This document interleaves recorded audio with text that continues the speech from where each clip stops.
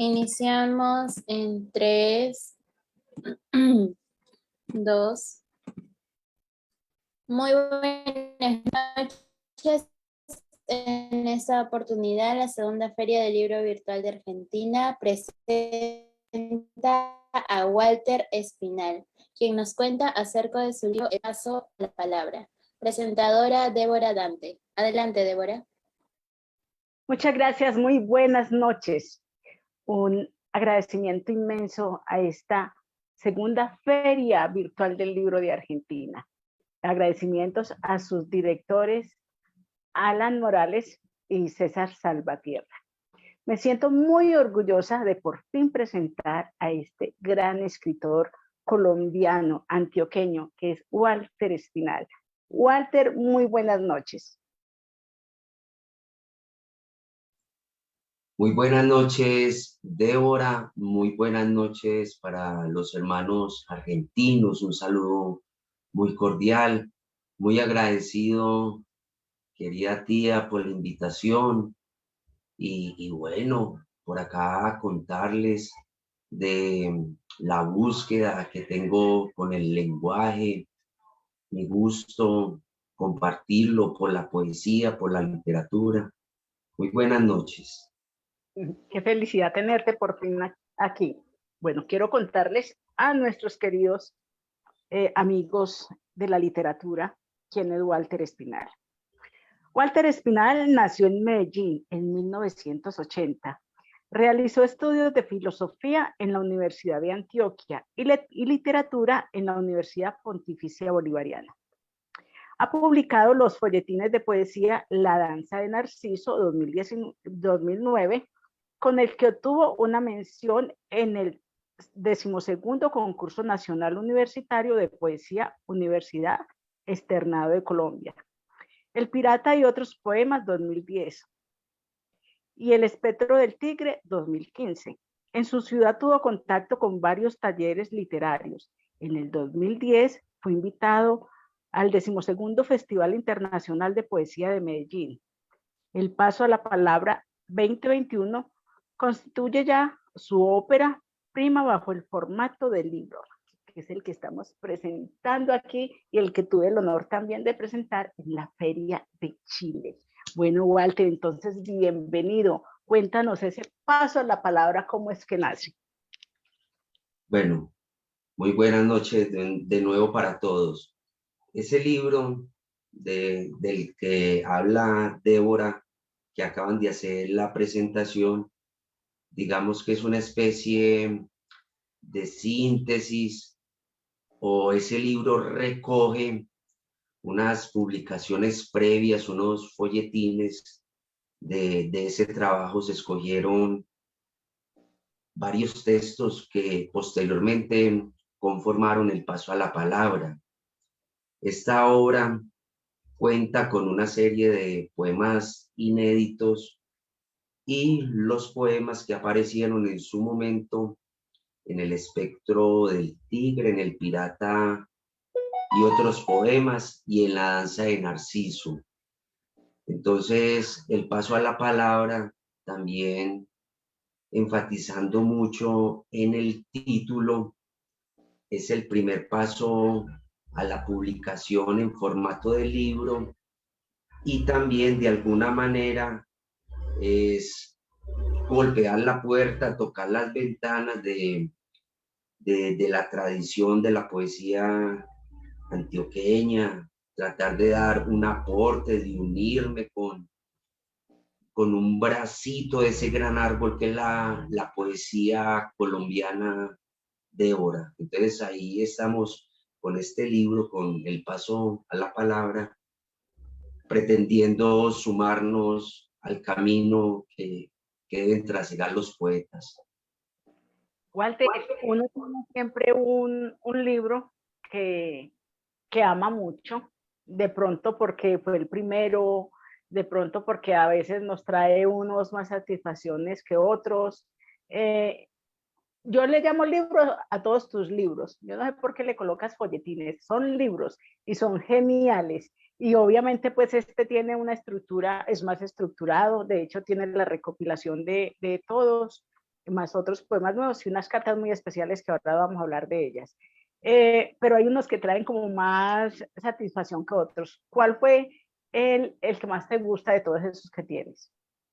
Hay una publicación que me permitió llegar al Festival Internacional de Poesía de Medellín, que al comienzo, pues, en la presentación se enunciaba, y que es una oportunidad para los creadores de la ciudad, y además ha sido, pues, una especie de aprendizaje en cuanto al tema de la poesía para toda Latinoamérica, el festival.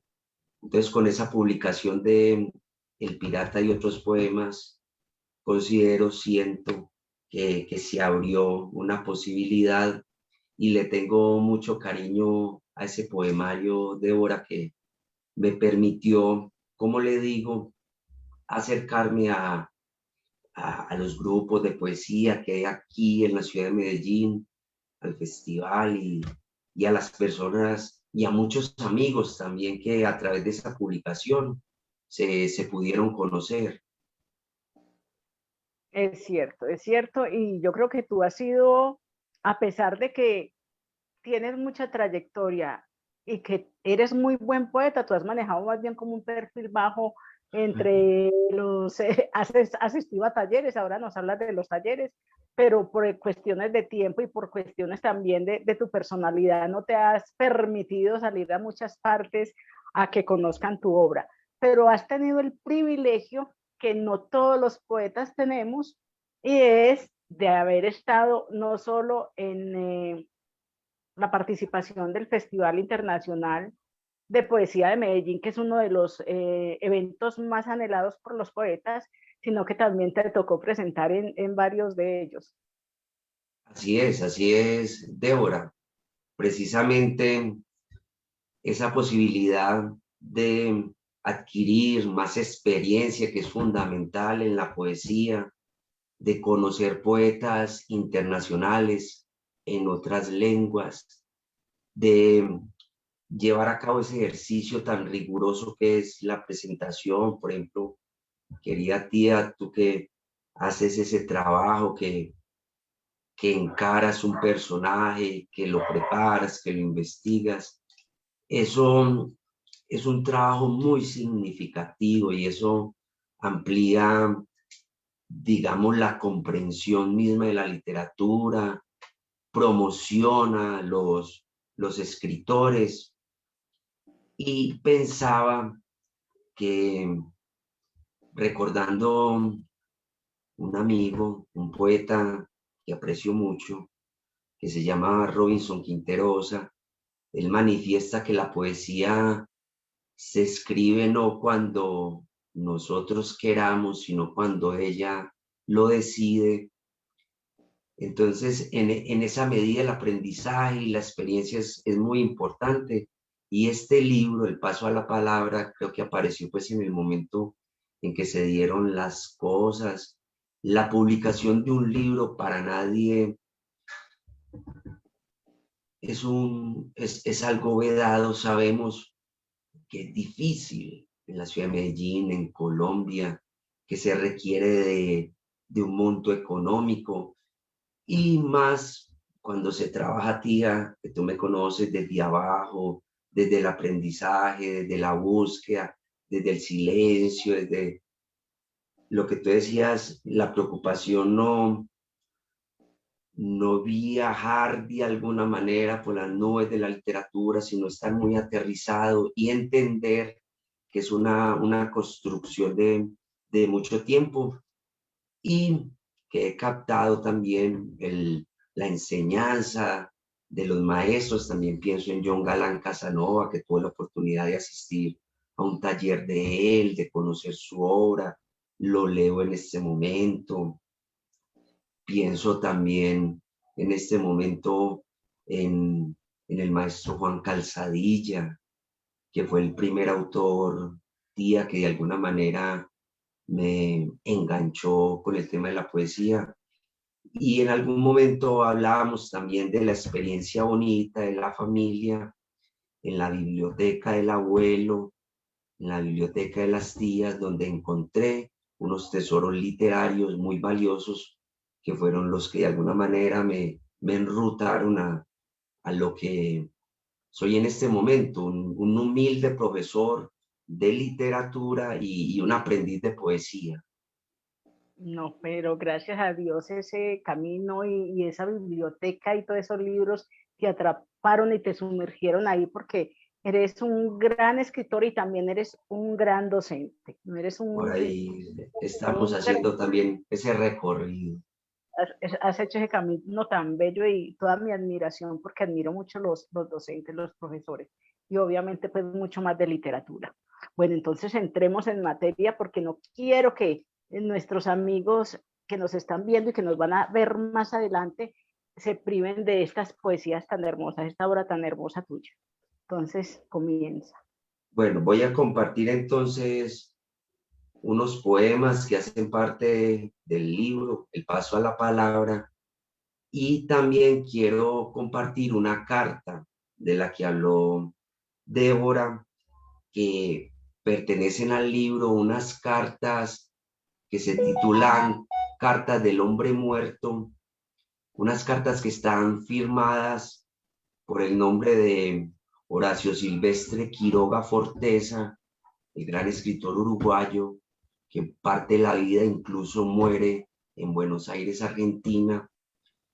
Están firmadas por él, pero hacen parte de un ejercicio, de una búsqueda creativa que planteo, porque hay personas que me han preguntado que si esas cartas de Quiroga, pero son de Walter Espinal, de una búsqueda y un ejercicio en que trato de acercarme a la personalidad del maestro Horacio Quiroga y de plantear muchos hallazgos que obtuve en un trabajo que realicé en su momento sobre el escritor, sobre el cuentista uruguayo Horacio Quiroga. Entonces les comparto los poemas y posteriormente la carta.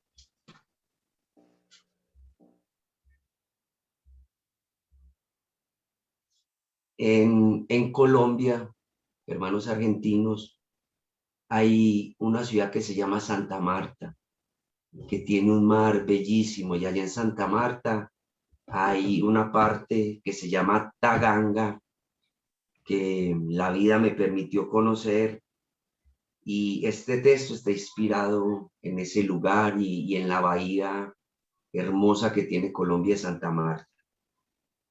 Esa brisa de Santa Marta que lleva granos de sal y polvo, el viento que corre como un loco atropellando por calles coloniales, las aguas que se rompen en los riscos, saltan y salpican, la golosina de la cojinova y el medregal.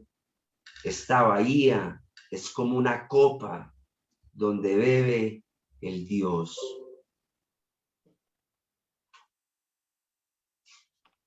El pirata. El asiento es para dos en esta lluvia vespertina con la ventana astillada en el borde. El viento dilata en el vidrio los reflejos bajo el agua, y como un pirata sin mar, nave, oro, por mi ciudad trasiego. El oído despierto, dictando, doliendo, y el bus como una lancha por donde veo cómo todo pasa. Pirata blanco y negro, fotógrafo para las despedidas de amor en sepia. Las sirenas vuelven en travestis y por calles jabonosas zumban los pegasos hidráulicos. La mesa vacía, 4 sillas silentes y la cabeza como un sainete de colores. Retomando El espectro del tigre, un poema que se titula Arte poética. Escribo en el aire en días desajustados, y en el ventero que vocea duraznos palpo la imagen. A cualquier parte me lleva un verso abanico de sombras, y en el eco ingrato de las horas que no prometen, escarbo. Volviendo al tema del bus, que es un medio de transporte en esta ciudad, que muchos poetas de la poesía colombiana han recreado el tema del bus. Quiero pues sumarme a esa perspectiva.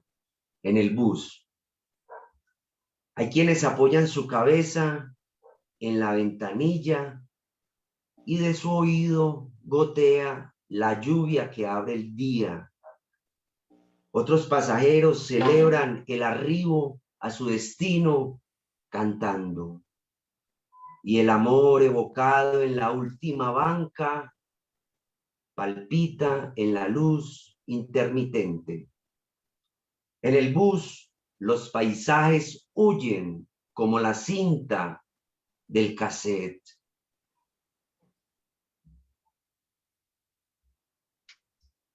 Quiero también compartir un texto que se llama R.E.M., como el grupo británico, y traduce movimiento rápido de los ojos, y donde hablo de mis afinidades literarias, donde hablo de autores que aprecio mucho, que quiero mucho. En mi cabeza tiene lugar el sueño, que en ocasiones alerta sobre algo que puede pasar. Así como a Santiago Nazar, que por un sueño mal interpretado por su madre, encontró la fatalidad. También frecuento los sueños donde un muerto aparece. A ratos, el fantasma se parece a José Arcadio Buendía, amarrado a un árbol pidiendo ayuda.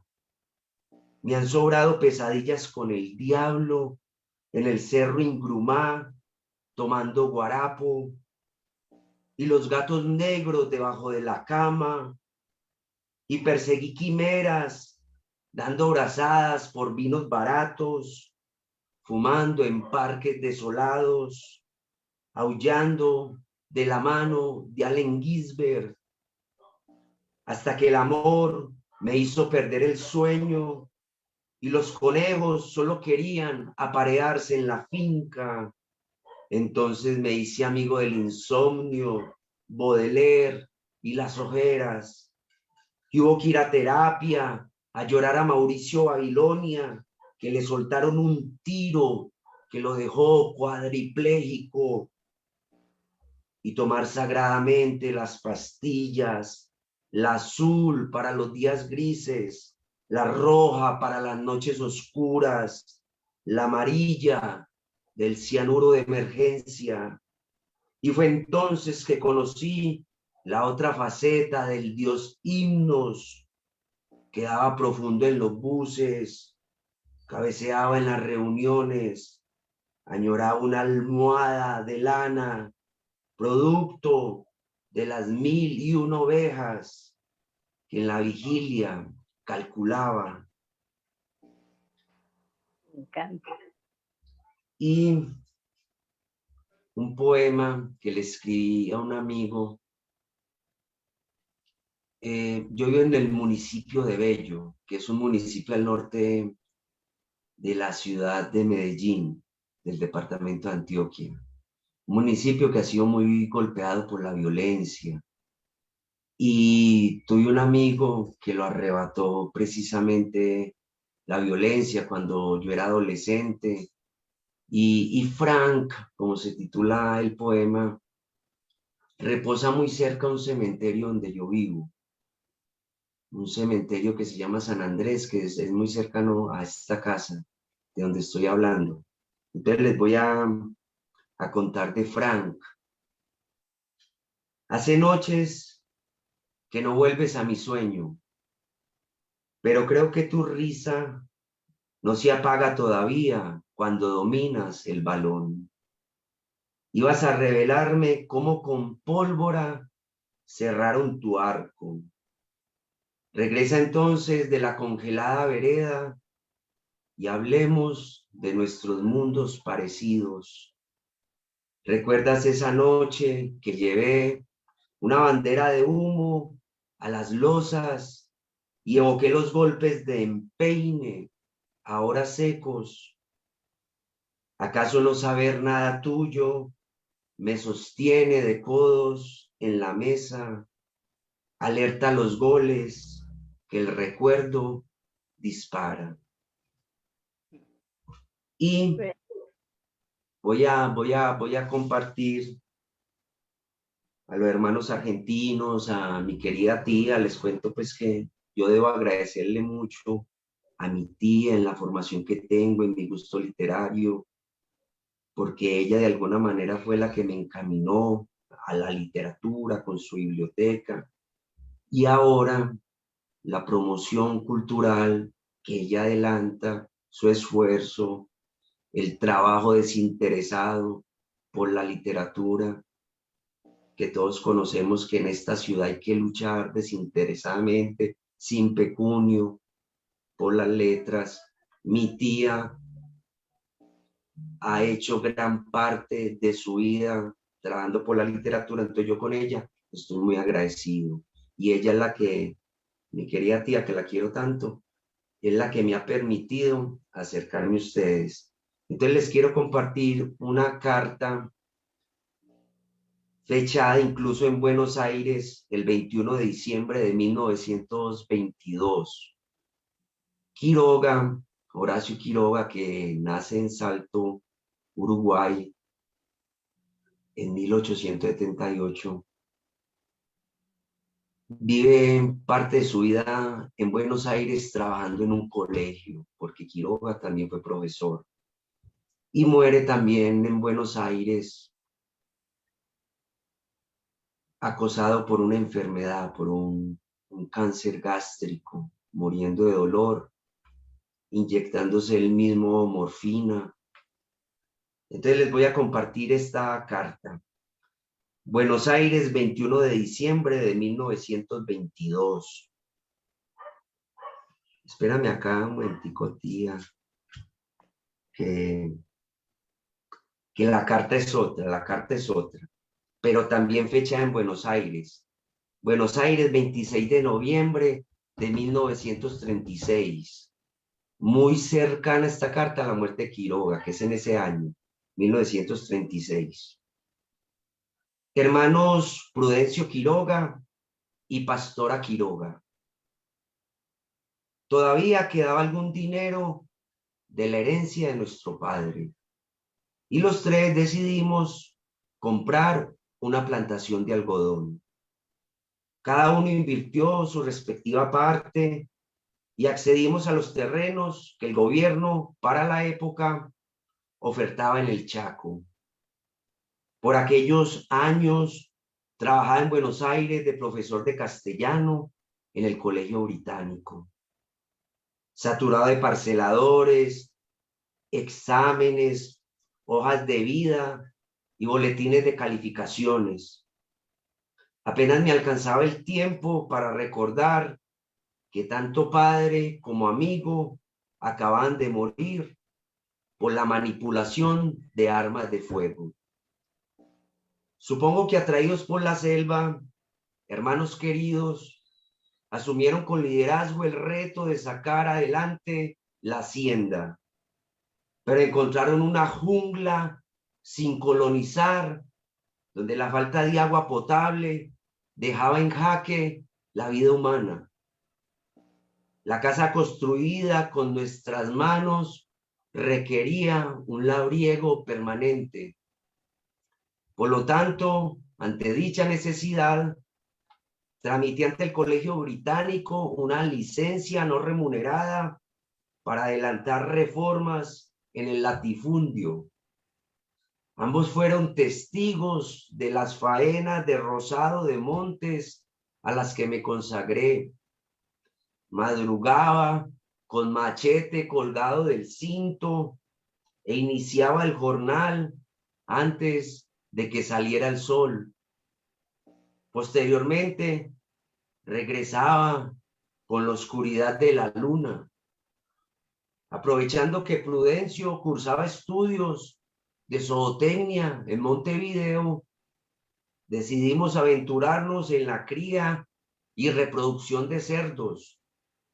Y una vez instalado el corral, se trajo una buena cantidad de puercos. Emocionado, Prudencio me reveló que los lechones eran el resultado de un tratamiento con semen de gorrino importado de Bélgica y Suiza. Los puercos rozagantes y chonchos comían como endemoniados. Aquí surgió el primer dilema: seguir alimentando los tocinos con cuido o con desperdicios. Aproximadamente cada animal devoraba 6 kilos de cuido de levante durante el día. Multiplicando dicha cantidad de cuido por 20 puercos, el gasto en alimentación de animales aumentaba. Arrancamos entonces la cría de los cuinos con desperdicios y los animales seguían comiendo desproporcionadamente. Pero empezó a evidenciarse que con la guamasa los marranos reaccionaban con agresividad. Prudencio se hizo cargo de la situación y presagió lo que posteriormente sería el declive de la granja. A falta de agua potable, los cerdos desencadenarían una epidemia. El agua era esencial no solo para el aseo de la porqueriza, sino para la salud de los animales.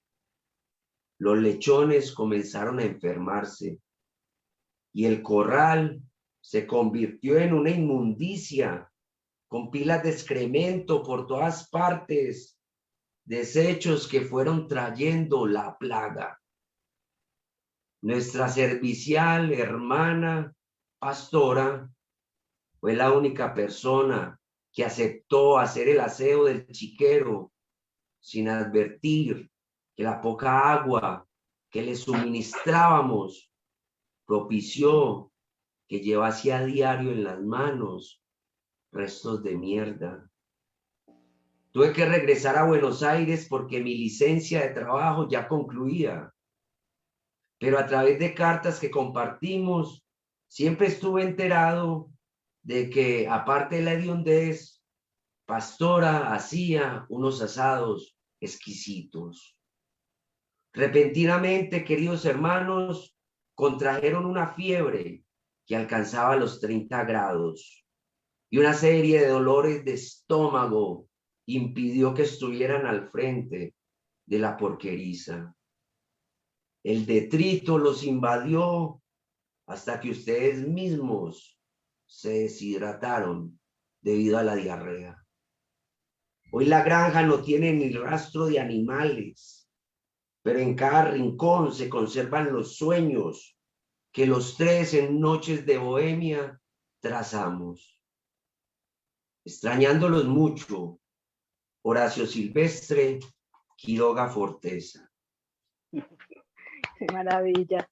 Muchas felicitaciones, Walter.